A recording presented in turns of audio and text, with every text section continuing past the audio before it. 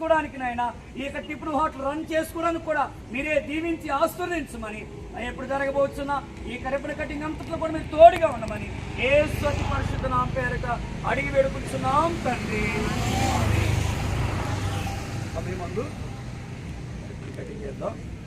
పరిశుద్ధ పరిశుద్ధ పరిశుద్ధ ప్రభువా వరదూతలైనా నివారింపగలరా